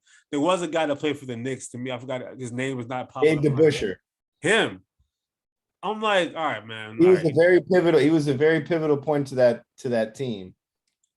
I mean, I could make an argument for him, and I could make an argument not for him. I don't know. And then our new guys. I don't think Anthony Davis deserves to be on that team yet over Dwight Howard. And you know how much I love Dame Dollar, bro. You know how much I love Damian Lillard, right? I would not put him yet. I mean, he's an accomplished scorer, right? But he's not the only accomplished scorer of all time. Like Tracy McGrady, what has Dame done that Tracy McGrady didn't do? You know what I mean? I agree. And it's like Adrian Dantley, who's also an accomplished scorer. Mitch Richmond wasn't like. There's a lot of accomplished scorers that could be on that list.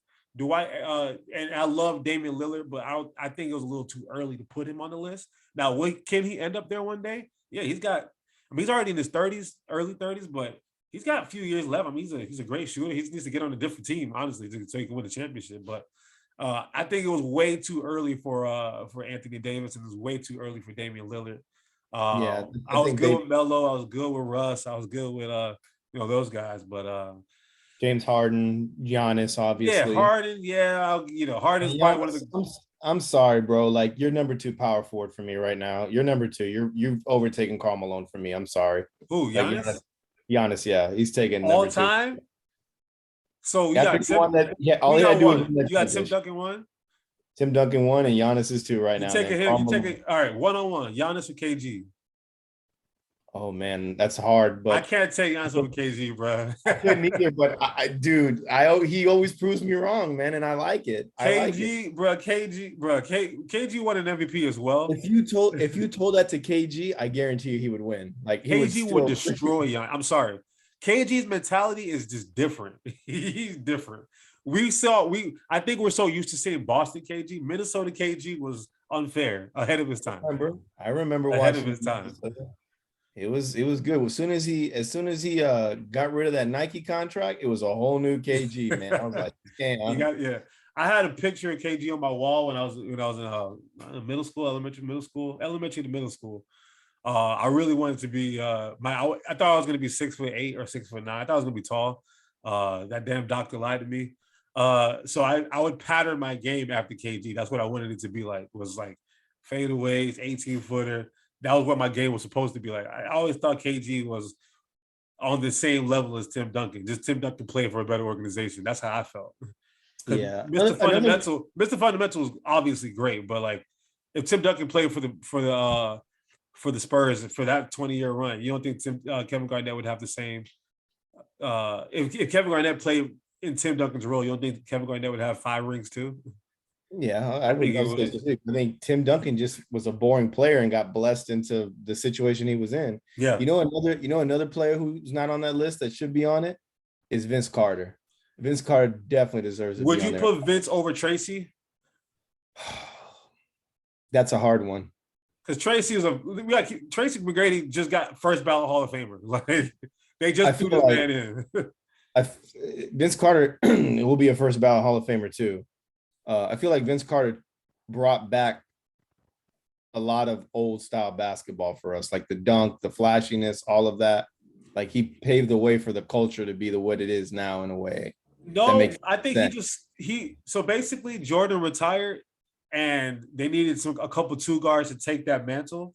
And at that time, it was Vince Carter, Allen Iverson, Tracy McGrady, and Kobe. So to me, that was the conversation. I remember I always used to have this conversation. That's how I became a huge. When you have to defend somebody so much, you become a real big fan of them even more. So I was always defending Iverson and Tracy McGrady a lot. So I was a bigger fan of those two. But I know what Vince Carter was amazing, and I think Vince Carter was more flair and flash than Tracy McGrady was just a better, to me, all around offensive, better. I agree, but there's a doc that it's on Netflix. I think Drake helped produce it called I watched it. The Toronto one. It's good. It's really good. Like it was really good. He did a lot for that city, and like he almost took him to the finals like 2 times. So He had to deal with my boy Iverson though. yeah, he never wanted to leave either, which is the sad part. It's like when they trade him, he was like gut Well, wrench, but he wanted to at that make end, it. he was ready to get out of there because they were bullshitting too much. But Yeah, I don't know. I think Vince Carter deserves to be honest. So does Tracy McGrady. I think that's a slap to both of their faces for sure. But it's a hard list, man, and it is. it's a very hard list, and I'm glad I didn't have to vote on that. So, I want to know who did vote though. Like, oh, I saw everybody who voted. I'll send you the list. okay, I want to see because a lot of these people have personal gripes with players, and that's the There's problem. some players there are actually some players that had to vote too. Like Chris Paul got to vote. Really? Yeah, it's all depending on like sport. Like Stephen A. got to vote. Mike Wilbon got to vote. It's a lot of sports I trust Mike journalists. Wilbon, not Stephen A. I trust Stephen A. I trust Stephen A. Stephen A. He made some valid points on his show about stuff. But yeah, I love Stephen A. Man, I'm gonna get that man tattooed on my arm. I'm honestly done with Stephen A. Smith. Him and Skip Bayless, to me, I'm just done with those two guys. All right, let's go. Let's switch to my favorite sport, baseball. I know this is gonna be a little lengthy show, but let's just run through it real quick. Dodgers choked. The Braves wanted it more, and I'm all about whoever can beat the Astros, man. But I just hate rooting against Dusty Baker because I want him to win one. I love me some Dusty, man. Yeah. Quick update while we're recording right now. It's the bottom of the third. Astros are up 5-1. Let's get it. You know, I'm a Phillies fan. You know, there's not a bone in my body that would cheer for the Braves. I'm sorry. Not a bone in my body. Makes sense, man. But this Braves team, it's insane. You lose probably one of the top 3 best players in baseball, and you go and get a bunch of plugins, and one of the plugins ends up being your MVP, and they're producing the most for you right now. Crazy. The Rosario, Soler, Duvall, Peterson effect is just insane. And Jocktober. Exactly. Jocktober's a real thing, man. That man plays with pearls around his neck. If you want to go to the World Series, at least just pick off pieces of the Dodgers players, man. Like they know how to do it. They grow the talent. And then when they can't pay him anymore, or they got another guy that just does what the other guy does, go win it somewhere else, man. Can I say something real quick? Because you said the Dodgers choked. I don't think the Dodgers choked. I think they just got tired. They went all the way to the They choked. They went all the way to the World Series last year. You know, they won the championship. They choked in the game though, because they left a lot of players on base. And they did. Where they rolled out Mazick and he struck out the side. But listen, they had to deal. First of all, they had to deal with the damn Giants all season, just trying to. They won 106 games, 106, 107 games. You know how much that takes out of you, knowing that there's a team up 95 that's just as good, if not better than you. That's just a lot of work. Then they had to play in the playing game. Then it's just to me they were just exhausted. I get that, but at that, like every guy on that team, like there's a guy right behind him that's an all-star too. So like you got the guys to just relax a couple games and then bring them in. Like David Price wasn't even on the fucking roster. Yeah. Like David Price wasn't on the roster. Like, oh, Joe Kelly's off and bringing David Price. That's how luxurious your team is. I became a huge fan of Chris Taylor after this postseason, by the way. I've always been a Chris Taylor fan. I became a huge fan of his. Him and Kike Hernandez and Jock Peterson always been the unsung heroes in the Dodgers because they're not the household names, but during the playoffs, they get the biggest hits always for them, man. And Chris Taylor wasn't valued in Seattle, and he found a home here or found a home in LA. And you got the hat on. Yeah, man. I'm still rooting for him, man. They'll be straight next year, man. I'm rooting. Like I'm rooting for the Astros. Not even just because of the Braves, but after all the cheating scandal and all that stuff, the fact that they come back and still, like, you know what, we're gonna get to the World Series again anyway. We don't need to hit no damn trash cans. I'm actually I'm impressed about that. And the Red Sox, Alex Cora was cheating too, so I don't feel bad for the Red Sox. I don't either. I don't feel bad for them at all. So I just wanted Joe Kelly to be healthy and to be taunting them the whole time, man. That's what I want. That would have been fun. It would have been the bittersweet game that we wanted because that's the team that initially cheated against them, and you get to see, okay, now we're going to go up against you and whoop that ass. But this is interesting as well because one, Dusty Baker is in the World Series again. 72 years old. Yeah. And the more intriguing part is the Braves manager is his son is a pitching coach, I think, with the Astros. So like the wife is like house divided right now. So that's pretty intense. The wife always loves the son more than the husband. That's just how it works. It's not divided as you think. It's not as They divided. showed her on TV and like she was on her phone the whole time. She had no Astro stuff on. She had no Brave stuff on. She just had like Because what normal. can she do? Her heart is gonna break either way, but it's gonna break more if her son loses. Regardless, like this is kind of like an underdog World Series, in my opinion, for the with the Braves. Kind of like when the Nationals When the went. No one national, expected the that's Nationals. exactly who I thought of. That's how I'm feeling about this. And when you look at the Braves on paper, they've got a lot of talent all over the field. And even the pitching is really, really good. When you look at the Astros, I feel like that's their Achilles heel right now. It's going to be the pitching. I know they got Greinke. I know they got Odorizzi, but like Greinke's up there in age, Valdez man. got blown up last night. Yeah, he's like a flash in the pan type of guy. Um, it's all going to come down to, who I don't even know how to say what it's going to come down to, because Duvall and all those outfielders, they look so comfortable at the plate. Like they're going to hit, they're going to get hits, man. And the Astros, like they've been there before. They know what they're going to do. And that's what it's going to come down to be for me. Is the My fact that biggest they've been there before. They've been there before. I think the biggest thing for me is if Bregman wants to wake up. Does Bregman ever want to wake up from the sleeping giant that he is and have a good game? Or is he going to take pitches and watch them, or like look at pitches and strike out? Because that can't happen. Your third overall pick, for God's sake. Like that can't happen. And on the Braves side, it's just like a Cinderella story. Like, they were written off, and then they won all those games to the end of the season to pull it out. Yeah. And Rosario's having a great postseason. Can he continue that? And can everybody else continue the way they're playing? Just don't make any bonehead mistakes, because like they're a very flashy team. I notice about that. Like Swanson, the way he feels the ball and throws it, and even Albies. Albies, I don't think is the greatest second baseman, but like just chill out, throw the ball. There ain't nobody that fast on the Astros. You can get them out, man. So I don't know. It's going to be entertaining, and I look at it to be kind of like the Nationals in a way on this one. That's kind of what it is. They are the like, if the NL East could do anything, they'll send a team to the World Series somehow. That's what's going to happen. I wish it was us, obviously the Phillies, but no, I feel like the Astros, their experience is going to take. They're playing with a little bit more hunger because they got something to prove. And when you got something to prove in October, early November, that to me is what's going to take the cake. Is that everyone wrote them off. People had no expectations after this whole scandal. They were going into opposing stadiums, getting booed out of stadiums, and it was just, but guess what happened? 5 straight ALCS appearances, 3 World Series appearances out of the last 5 years. Probably going for another ring this year, in my opinion. So yeah, I think they got their ass whooping they needed, and they'll be okay. They have the team, they have the right manager now. I hope. I want to see that program change, but I just think, like, as soon as they're all gone, I can root for them again. And just seeing those faces there, like, it kills me to see everybody still there, minus Springer. Like, I can root for Springer now because he's not there anymore.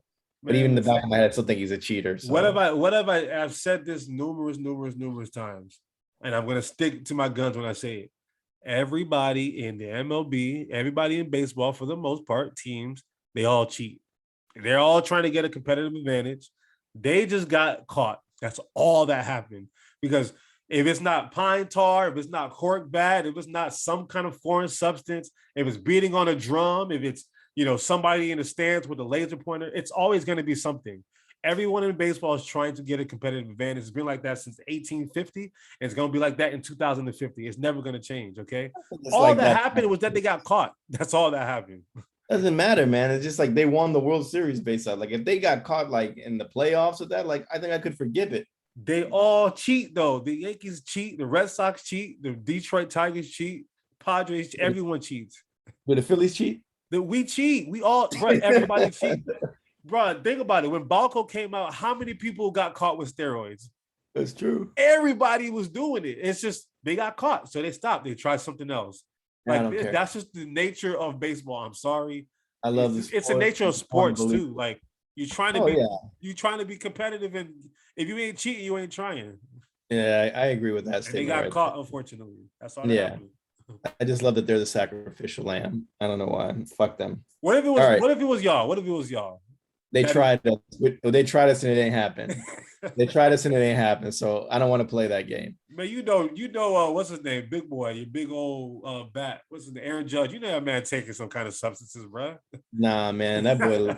That's boy not all natural. That boy all natural. Come on, not natural at all. Don't ruin my hope. The only thing I love on my team right now. Don't do that. Yeah, whatever happened to Robinson Cano? Is he done?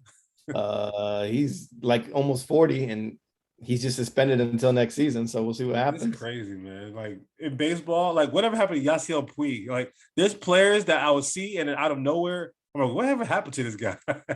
Yeah, he's unfortunate though. We could talk about that one day, but like it's just sad how you can be great and then come crashing down to earth. But that all comes with mentality and when to call it quits. Yep. All right, let's wrap up the show. Let's do our little fun segment when we do the Pickems.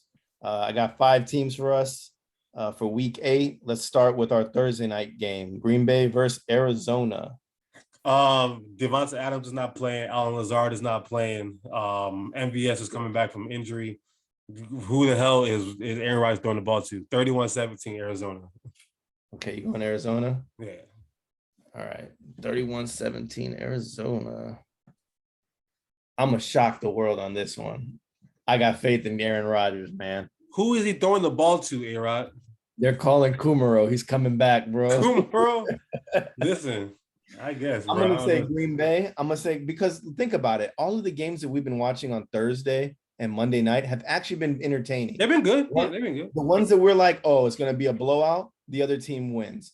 The ones where like it's going to be a high-scoring game, it's like 12-3 or 12-10 or something like that. Yeah. So I'm going to go very low scoring on. I think Kyler is going to get. I think the Green Bay, like they put the numbers up of the Green Bay Packer defense today, and like they're not doing that bad lately. Like, and I was surprised by that stat. They didn't show Kevin King's numbers or Savage's numbers. But they were hyping them up on it was Sports Center. So man, what do I tell you about ESPN? I don't listen to it. It's just background noise for me when I work. But I'm just giving them hope on this. And I'm gonna say 17-14, Green Bay is what I'm gonna say. The defense against the Bears, it's the Bears are terrible. The defense against Washington, Washington, they're terrible. Like let's go to the next game. Let's go to the next. It's an easy win for you. It's an easy win for you, but I just hate rooting against Aaron Rodgers, man. Me too. A bad man. But I love some Kyler Murray too. So he's on your fantasy team. So it makes me feel better. Kyler the creator. All right, let's go. Let's go divisional game. The Titans who are going with a full ahead of Derrick Henry versus the Colts that come off a win against the 49ers. Tougher. That was actually tougher for me. It's a divisional game, so it's going to be close. But I'm gonna rock with the Dreadnought. I'm gonna rock with my dog, the Titans, 27-23. Yeah, 27-23. Derrick Henry's my favorite offensive player in the league, so I'm going Tennessee. Over Lamar? Over Lamar. Yeah.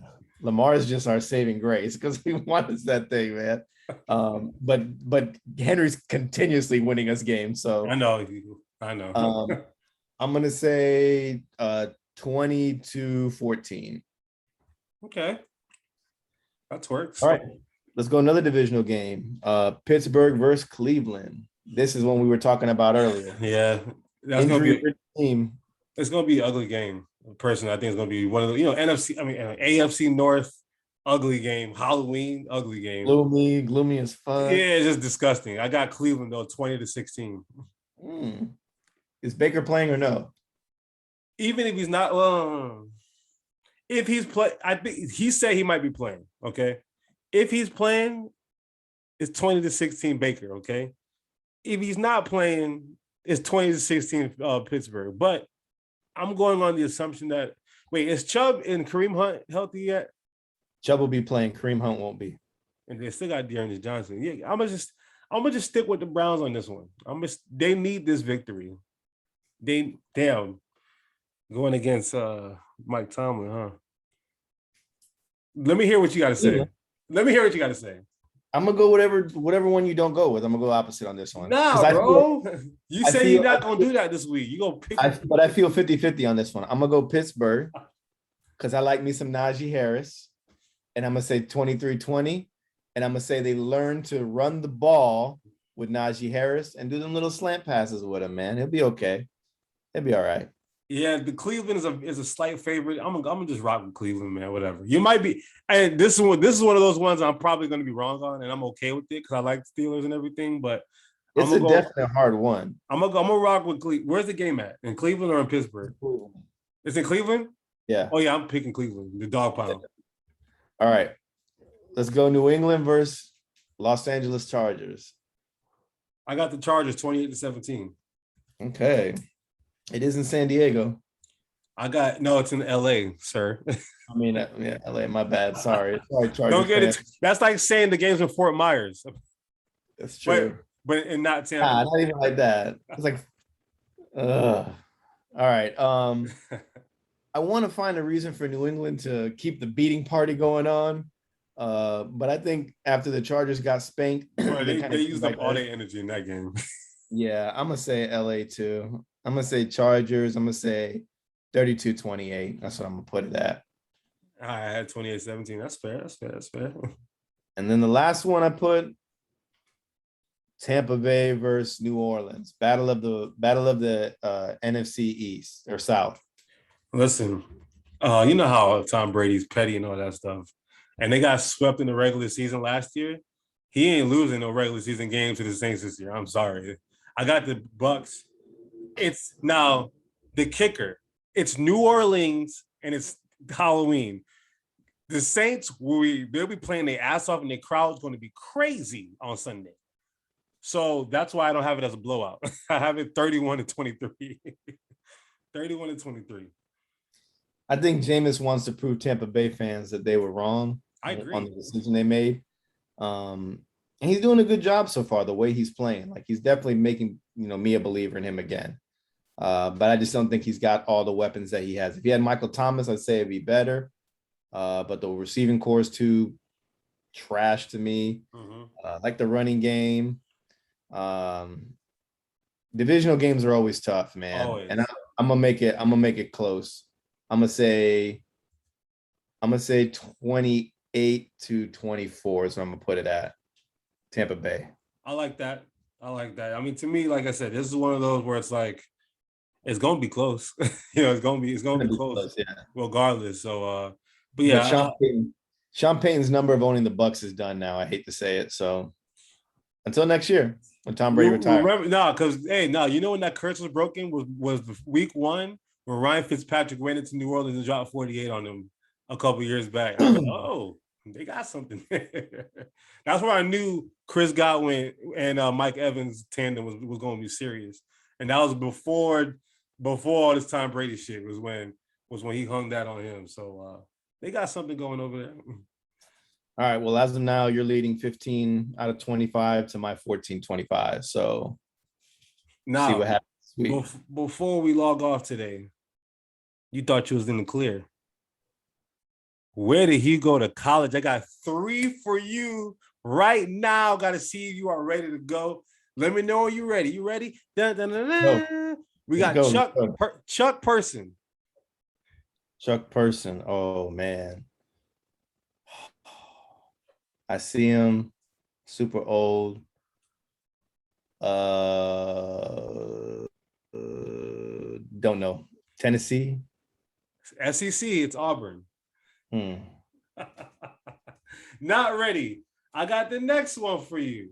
I take a social media cleanse and you talk to Nick Wilk too much, huh? Nah, bro. I just be like, you know what? I gotta make sure you still your toes. It's been a while. Okay. All right. Antonio McDyess. Antonio McDyess went to Alabama. Roll Tide, another SEC school.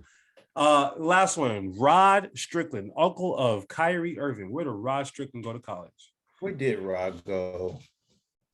From the Bronx. Rod is from the Bronx. I would say Georgia Tech because they love point guards from New York, but he didn't go to Georgia Tech. He went to a small school, I feel like. not really that small. There's been some basketball players that came from the school. I should know this too, man, because like Ross Strickland's one of my like favorite players. That's why I asked you. You're gonna tell me I'm gonna just like punch myself in the face. I want to say like Old Dominion or something like that, something goofy, or LaSalle or something like that. He went to DePaul University.